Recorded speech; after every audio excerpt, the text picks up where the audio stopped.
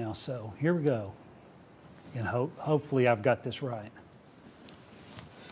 Hi folks, welcome to Satterwhite Live this week. Danny Grizzle, we're going to talk about a different type topic today because I know usually all of our focus when we say, oh, Satterwhite log homes, and we all think that beautiful log home, that beautiful cabin, but Satterwhite really gets involved in a huge range of projects. When I first had the idea to do this episode today about camps, retreats, and conference centers, I thought just off the top of my head, six different projects that I just rattled off. And in the course of building the show, and I was up here late last night and early this morning, and everything's just putting together a few slides to show, I thought of at least 6 more, that I've personally got experience with. And Satterwhite's a large company. We've got offices, pretty much covering the whole country, just 3 offices because we do sell manufacturer direct, so we don't have a lot of overhead and middlemen. We've got 3 offices, one in the west, one in the central, one in the east. Anyway, let's not talk too long about that. We've got a lot of material today, so I'm just going to dive straight in. And when we talk about camps and cabins, I mean, this would be a personal camp cabin that was built specifically for duck hunting or something like that. We see ducks on the wall. This is an individual's cabin. There's a kitchen there underneath the stairs in the middle. It's just a guy's dream for a getaway. To the right and to the left, there's 2 bedrooms and 2 baths on each side, just a little cozy. And, actually another bed, you can barely see it up in the loft area there. So like 3 sleeping areas, but if a little getaway on a piece of land someplace.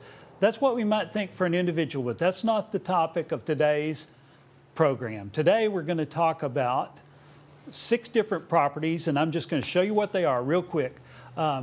Victory Ranch, and I'm showing you their websites. I'll update the show notes as soon as I can this afternoon, or if you can come back to the post, and I'll update with links to all of these if you want maybe more information and see these websites. Victory Ranch is a project that Satterwhite participated in Tennessee. And so it's most of these are youth-focused projects, the 6 that when this came to my mind today. So we've got the summer camp, but they also do corporate experiences and group adventures there. This is showing a little bit of another page at Victory Ranch, the place in Tennessee. We're going to, another place that I've actually visited is Fort Lone Tree, which is in Capitan, New Mexico. I'll say more about them later because, more to come on that. Third place that we're going to take a look at is Water Springs Ranch in Arkansas, which I'm going to tell you a little bit of the backstory of all these, not just pretty pictures today, but we're going to, Danny Grizzle can't do these shows without talking about some of the background. We're going to talk about and have a look at Hazelway. We used to be called Hazelway Boys Ranch, but it's now both genders. So we're going to take a look at Heartlight. Now, each one of these, as I put together the show, the 6 that popped in mind, and the final one that we're going to talk about today is the Pines. I've got a special story on that one. Is the reason I put it for last, because I just hope to roll through these pretty quick. So here's that personal campsite again, and that is Blake Linton, our normal host of Satterwhite Live, one of our normal hosts on the right in the red shirt, and his brother Burge. And that final story we do today on the Pines is going to involve Burge Linton's house when he built his home, because there's a connection to the Pines, although not a direct connection. There's that home again without that hunting cabin. I got a couple of other pictures of just a personal hunting cabin. And this is here because I needed to remind myself to push the right buttons right now. So let's see how this works. I'm going to get myself situated here, and we're going to run through a lot of pictures, but I thought I'd leave myself on screen so that you could see that this is not pre-recorded. So let's take a quick look and run through a bunch of pictures of Victory Ranch, which is in Tennessee. Beautiful, beautiful location. I spent a long day there making these photographs. And let me just say about all of these things, I probably need to set this up a little better. Satterwhite's a big company, a good-sized company. We're not a big business, but we're a good-sized company. So the ones that these are the ones that I have personal experience with or some knowledge of one way or another. I know there's many other projects. And of the projects that we're going to talk about today, these are all nonprofits. They're 501c3s or some other form of nonprofit organization, one of the other subchapters of the nonprofit 501 IRS codes. And so I'm personally more familiar with some of these because I photographed them or because I know the people involved.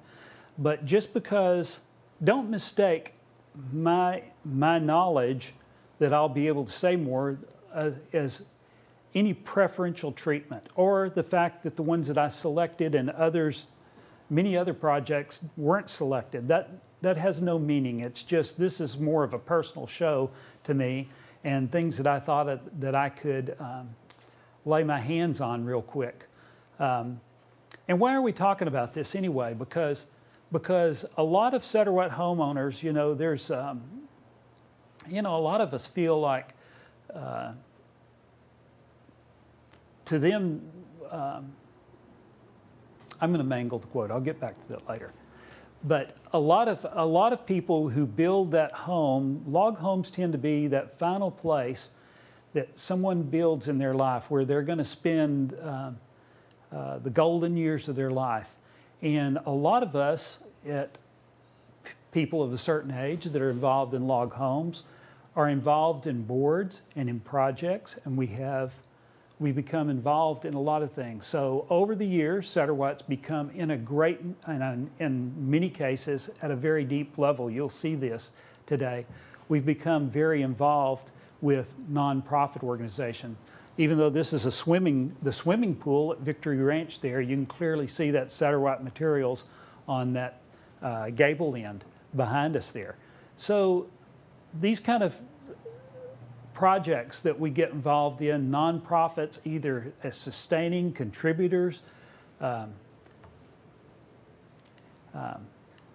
these are the kind. A great many of our customers get involved with these kinds of projects. Now, we're not promoting log homes or as a solution to every problem out there. We're just saying that it's a good fit for many of these programs. This is the Victory Ranch program. Look at this climbing tower, and they've got stables and horses, and we're going to see a close-up of that dining pavilion at the bottom left in a minute. Well, right now, in fact. Which that's all, even though it's not logs, that's all Satterwhite materials there at Victory Ranch. And even though this is not log construction, it's all Satterwhite materials, the dining hall at Victory Ranch.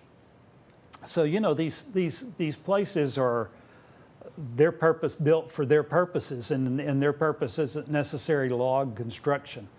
But in many of the cases, like these are the dormitories and the living quarters there at Victory Ranch, and clearly all these buildings are Satterwhite log structures. So I had a comment like a couple of weeks ago after one of the videos posted, said, "Oh, well, y'all are kind of being a little boastful or something here." And we're proud, there's no doubt, we're proud to be associated with these nonprofits. But at the same time, it's a blessing to us to be able to, it's a privilege to be asked to participate in things like this. This is real.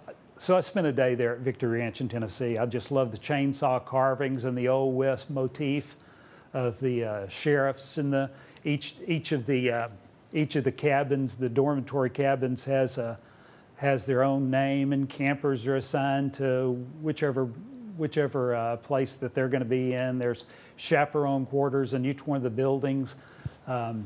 They're just laid out and purpose built just for this application.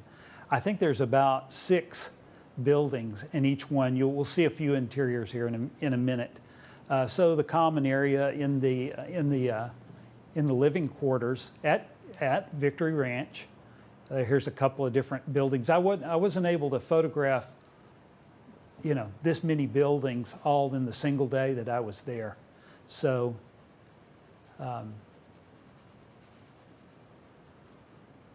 let's just, each one of the facilities besides the big dining hall I showed a little bit ago all have a kitchen inside too. And here's one of the bunk rooms. So you can see that everybody has their locker spaces over to the left. We can see out into the living quarters through the open door, and then there's a row of bunk beds, and I've got 3 bunk beds right there. This is probably chaperone or counselor's quarters. There's 2 of those in each one of the buildings as well. Just, rustic stuff and showing a little bit of the Victory Ranch has done such a fabulous job. I mean, it's just a great facility for summer camps and those kind of things. So I didn't, here's the one I've got to apologize about because I wasn't able to locate my photographs of Fort Lone Tree, so I'm just going to have to tell you about it. But Capitan, New Mexico, this is out in the Lincoln County, Billy the Kid area of southeastern New Mexico, not too far from Carlsbad Caverns. In fact, probably north or even northeast of El Paso, but it is in the Rocky Mountains. This is after you get off the flatlands of West Texas and you hit the Rocky Mountains, and it is up in the mountains. And if you ever get a chance to go up in that part of the country, it's very close to Hatch, New Mexico, which look around your selection of peppers. Hatch is world famous as the world capital for peppers for all your sauces and Mexican foods and all those kind of just fabulous. Hatch. And Capitan is very close. Capitan is also the home of Smokey the Bear.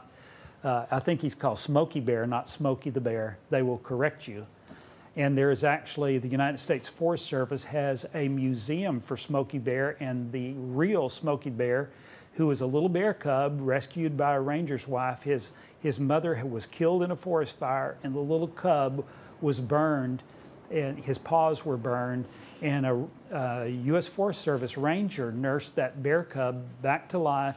Smokey spent his life in the Washington, D.C. Zoo, and when he died of old age eventually, they took Smokey back to Capitan, New Mexico, and there is a Smokey Bear museum there that's really, I love taking my kids there. I just love it. But there is a huge boulder on top of Smokey's grave and a plaque, and there's a gift store and a full bore visitors museum. However, Fort Lone Tree is our subject, and so as Fort Lone Tree is very similar to Victory Ranch, but instead of that verdant green setting in Tennessee, Fort Lone Tree setting is in the arid mountains, Rocky Mountains. So same type, and Satterwhite's participation there was in building of some dining halls, a stockade, and some of the camp facilities. This place has been going a long time. I mean, adults are sending their children back here. I'd urge you to look at the only picture, I hate to say that my pictures are kind of a deal right now for me to locate anything, and I actually spent several hours because I remember the pictures, but I wasn't able to find them. But I do remember that driving down Silly Girl Ranch Road on the way to Fort Lone Tree. And so visit their website. I will put links to all these places. And when I was there, I didn't meet anyone there. So, you know, I've just got some pictures that I'll run across again someday. The third place that I'm going to cover a little bit today is called Water Springs Ranch, and this is also the focus is on children, but this one is way different than either Victory Ranch or Fort Lone Tree in that this is a home for children that's located just outside, it's in the Texarkana area, but it is in Arkansas. So, so Water Springs Ranch, the concept there, if you can imagine, now this could happen anywhere, and a lot of Satterwhite owners, you know, when you're a retired guy and you're at the coffee club at your hometown someplace, but it's just a group of businessmen around Texarkana who are friends, who saw a need, and they decided to step in and fill that need. And this has been a very long-term commitment. In fact, Water Springs makes it's not a summer camp. This is a place for children who have nowhere to go, and Water Springs Ranch gives them a home. And it doesn't matter if they're little kids, but they've got a home. They raise children to adults here, and even follow them through their college years, I believe. It would be wrong for me to characterize any of these programs. I'm no expert, but I'm just aware of where our world touches theirs, and I've heard their stories recounted, and I'm sure not completely. I'd urge you, if you have an interest in any of these things, to tune in now, to go to their website and learn about their mission. So this was a structure that happened to be, I passed through, and it happened to be under construction. Obviously, Satterwhite Materials, future site of transitional living, because they do transition as people are raised up from childhood at Water Springs Ranch, and they're raised in actual single-family houses. So there's a multitude of homes on the property set up like a normal neighborhood, and the kids who are living in each home have their own bedrooms or maybe two, I don't know how it works, but they're raised in a family type setting with a long-term commitment. That's what I know. So we're going to have a look, and particularly on that house. Remember that house right there? I wish I'd looked up the square footage, but that's one of the larger Satterwhite plans called the Lone Star. It's better than 4,000 square feet, I believe, maybe 5 under roof. Look at our plan book. You'd think we have 80 published plans. I don't have all the specifications memorized, and people are always asking me pricing. I certainly don't know that. So a structure that was built sometime before, but I'm just going to just click through a few pictures here at Water Springs Ranch. And how these things happen when the need increases. They've got a large piece of property, acreage. They've got significant acreage at Water Springs Ranch. They have an aquatic center, or they have all kinds of facilities on site besides just the log home residences. So the kids have their bicycles and they ride their neighborhoods. It's like a gated community for children who don't have anywhere else to go. So here we have, this is how things start with on some project. I don't believe this is actually the project that I'm going to show a little in more detail here. But I need to be real careful here. This show is going to get very long. I'm just rambling. But here's how this happens is we start with a plan from Satterwhite, and all these men around the city of Texarkana and their businessmen, they just send out a call to their employees. And the men tend to volunteer on the construction crew, and behind the camera here, there's a big tent set up, and a lot of ladies there are preparing meals and refreshments. And what happened is Satterwhite employees go out there, and I've got a little video here that I'll just keep talking, and I think on one weekend that about 100 men volunteered from that community. And Satterwhite was just absolutely privileged to be able to participate in this. And our crews, our foremen, guys experienced with our materials, they volunteer their time. They break up into little sub-crews so that you have guys who show up who, you know, might have just learned what a hammer is. And our guys are there to lead them and guide them. And they take this house. This is a substantial house. This is one of our larger plans. And they built that house. They dried that house in 2 days because you've got 100 men and machines there working on it. And I think that says something. Well, you know, if we're going to brag on anyway, we've got to brag on the people who make this kind of thing happen and all the volunteer labor that pulls together to make a project happen like this.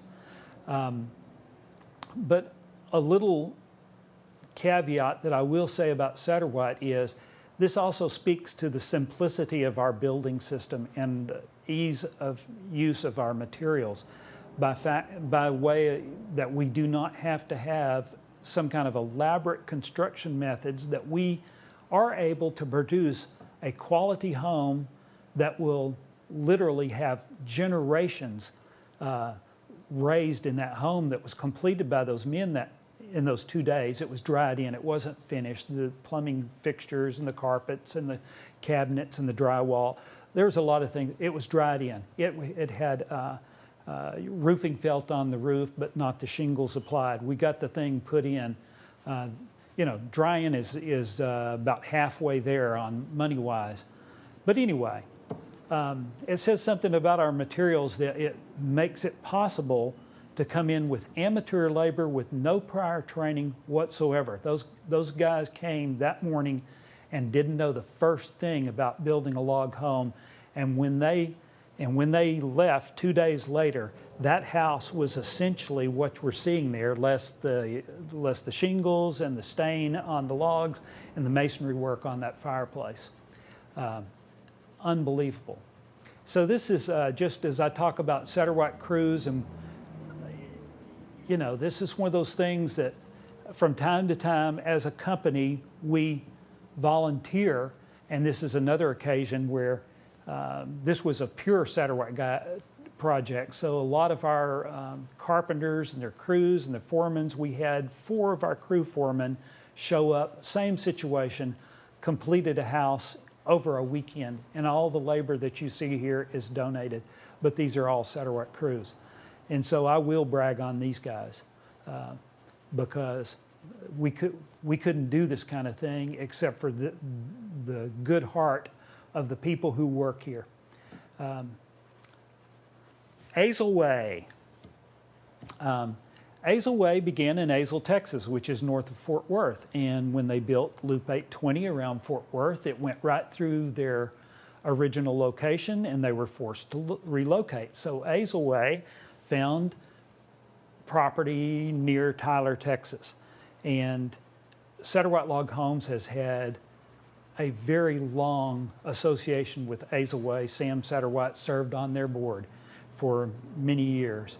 And so when they came to East Texas, they involved us, you know, originally as building log structures for their dormitories.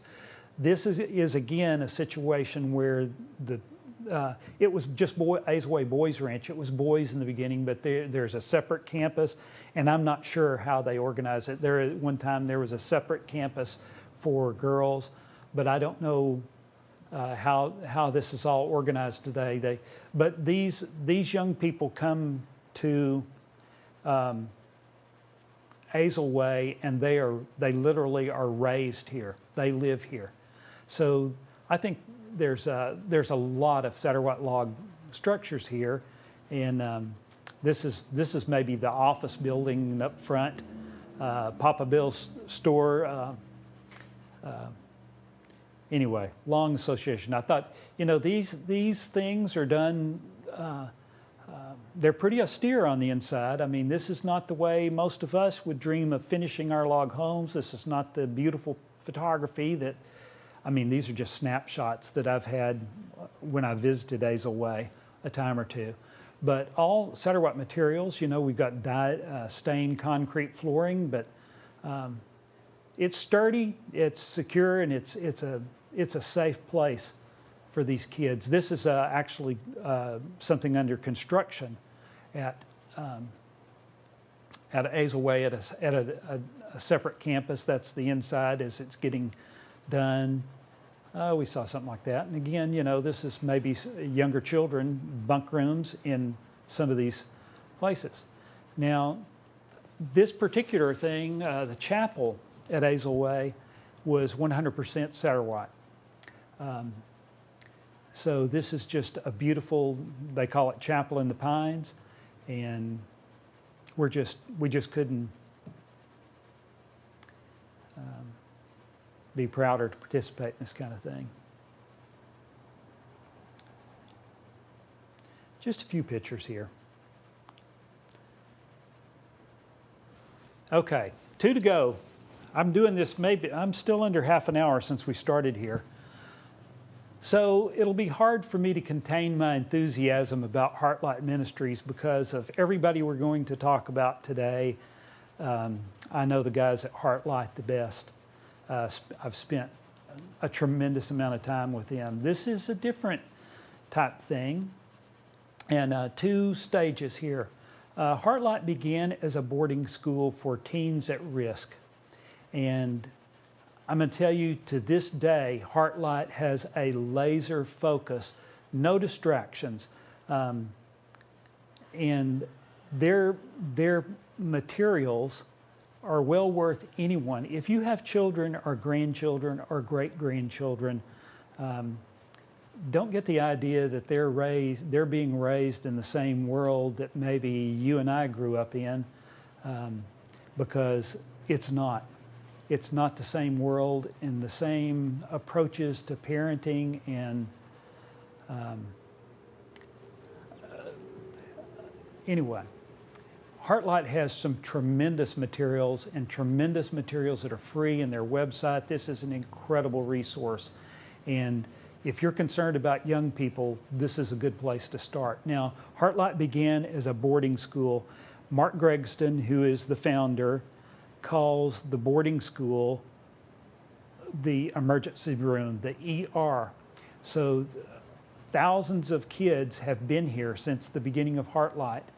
But this is a temporary facility where a child is spinning out of control and needs maybe some time away from their influences and maybe a space of time to reconsider and what their options may be, because we all at times trap ourselves into our own corners. I can't characterize Mark's program anywhere near. I can't give you 1% of the vision of this program, but a lot of the materials are free, and if you're concerned about young people, this is important. Over time, this is the ER. Over time, Mark Gregston, who is the founder, he realized that all parents today need some guidance and training. And not everybody needs to go to the ER. I've heard him state 1,000,000 times, my goal is for you to never need to send your child to Heartlight. So at some point, he put together a radio program and was carried on Christian radio stations in the beginning, and then ultimately when he was carried on virtually every Christian radio station in the nation. The program is called Parenting Today's Teens. Some of you may have heard that, but he's got a podcast you can subscribe to. But after he saturated the Christian radio, he started, Parenting Today's Teens has now expanded into a great many country stations. He was going to Nashville every week to record these, every single week to record this. So he got some associations with people in Nashville, and it grew from there. That led to the country music radio, and even beyond that, today Mark is on television quite a lot. That's Gaither Studios, but he's been on network television and a lot of appearances on the Hallmark TV network. And so he's just a super guy. And I'm fortunate to call him a dear friend personally. But he is so filled with wisdom about young people. And it's not just about fixing young people. It's about, I think half the work he does is adjusting the attitude of people my own age. So this is Mark and Jan here with Michael Martin Murphy, which we've had a long association with. Satterwhite actually was involved with getting Michael involved with that, and that has been over a decade now. In fact, everyone that, well, Mark and Michael especially have a little bit more white hair to them these days. But Heartlight has, on the residential side of their boarding school, they have what can only be called a campus, probably a dozen residence buildings that are 24/7 monitored with chaperones and staff, trained staff in each one of those places.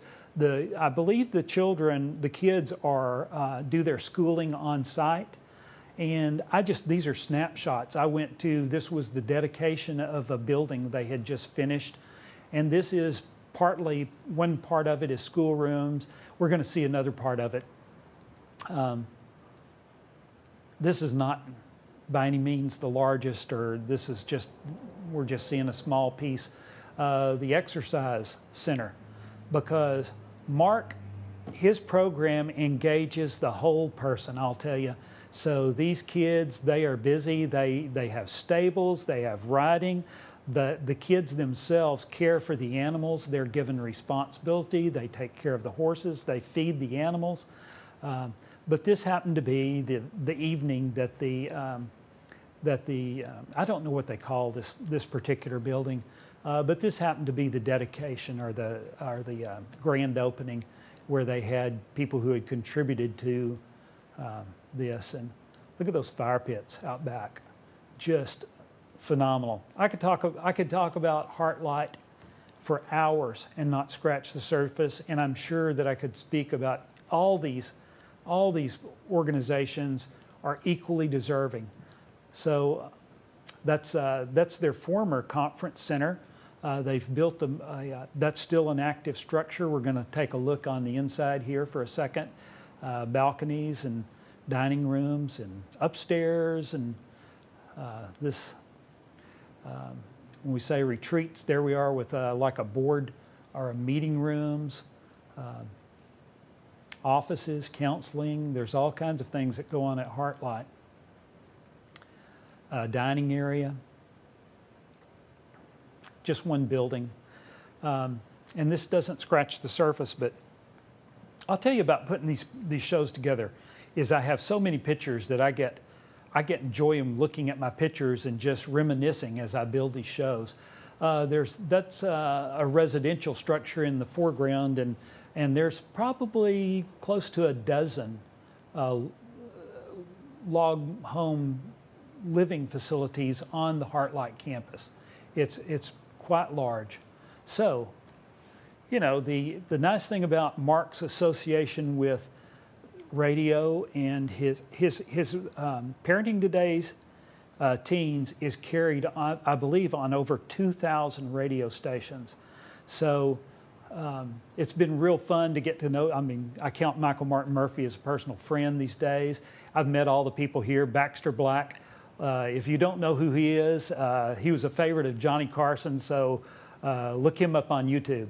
But a cowboy poet, and just he's a lot of fun. You know, none of these celebrities have endorsed Satterwhite by any means, I'll tell you that. But it's nice to, and this doesn't even scratch the surface. We could do this all day long because of that. Okay, our final one, and I saved this one for last on purpose. I don't have a lot of pictures of the Pines. I've actually never personally visited there. what I know, talking to the sales guys here, who are manage, getting these structures, blueprints and material lists and everything created, is that we currently have a new dining hall under construction. I think I've got a couple of construction pictures. I think this is the dining hall. I think there might be 11,000 square feet of dining area in this log structure, and maybe 12 or maybe more than that, certainly more than that under roof, as you can see that gigantic gable-end porch right there. So the Pines Catholic Camp has been a going concern so long that they are actually in the process of replacing their living quarters. I understand this is a couple of like the camp cabins for the campers that's underway right now. Again, I'll put the links to all these things and you can inspect them. So these are, I haven't done a photo shoot at the Pines, and I really wish I had a picture of one particular building that I do not, because I mentioned, well, okay, this must be showers and all that kind of thing. But I said I was going to, at the beginning, I was going to tell a quick story about, it won't be quick, but I was going to tell a quick story about a link between Blake Linton, our normal guy in this chair on Thursdays, and this is Blake's brother's home that was just built about a mile from the office here. In fact, it's off frequently. If you attend the Satterwhite seminar, this home is now finished and beautiful and frequently on the home tours. But I wanted to talk, and the reason I'm going to show Burge Linton's home under construction is I want to talk about that man right there in that Satterwhite t-shirt, because he was one of the Satterwhite crew foremen. Now our crew foreman, I've seen the stats that we've ran over the years. We run a lot of crews, and they've got hundreds of years of experience just combined, all of the crew foremen combined, just working on Satterwhite structures. So our company is all about relationships, and preferably long relationships. And this story about the Pines and that man, Buddy Edney, is one of those long relationship stories, because I don't know, Buddy, I never personally had a conversation with Buddy Edney. The crews, they're out working all the time, and although I get out a lot and I'm on construction sites, these guys are working and I'm working whenever I'm on their job site, and it's not like we're sitting around visiting. But I observed Buddy's work ethic, and I observed the quality of, there's just so much to appreciate about all these guys. And obviously, Buddy is no spring chicken when he was building Burge's house right there. I wish I'd memorized. I just put these slides. I found these pictures within a half hour of airtime. I'm struggling to find my own pictures. Let me take a look and see what's next. Okay, that's a reminder. This is over. So I'll finish telling this story right here. So working on this site, and I shot some video. Can you imagine all these things that I've showed you just a little bit today? I was there days. We got hours and hours and hours of pictures and video, and there's no way that I could show you, even begin to show you the material that Satterwhite Log Homes has of these projects, and a lot of projects and a lot more of this type, which are institutional type projects. But here's the special story here. I don't know how long it was after this picture was made, but it wasn't a lot of years. Buddy found out he had cancer, and he, when his time came and he passed away,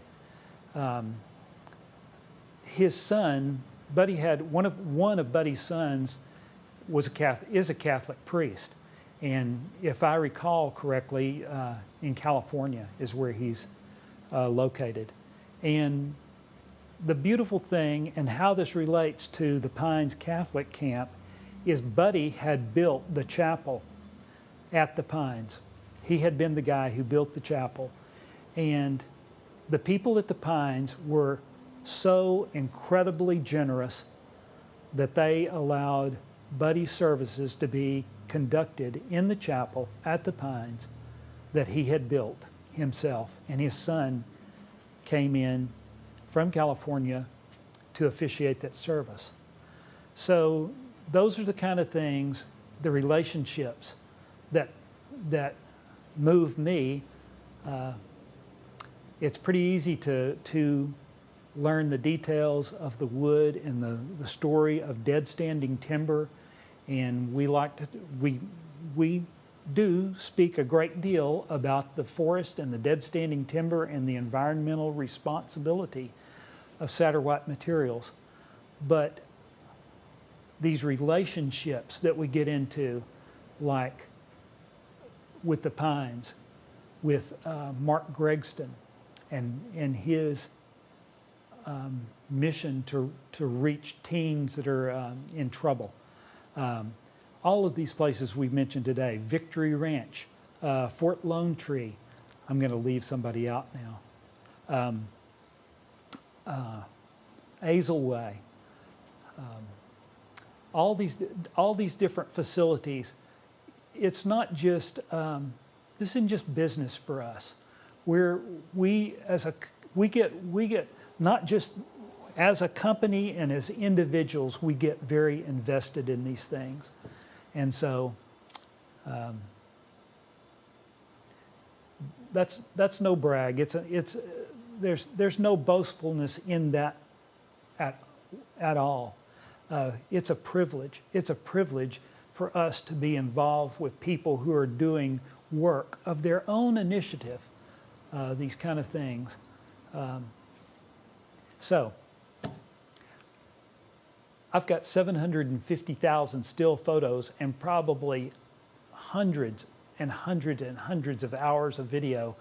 And the hurdle becomes, how can I show these things to you guys? That's it.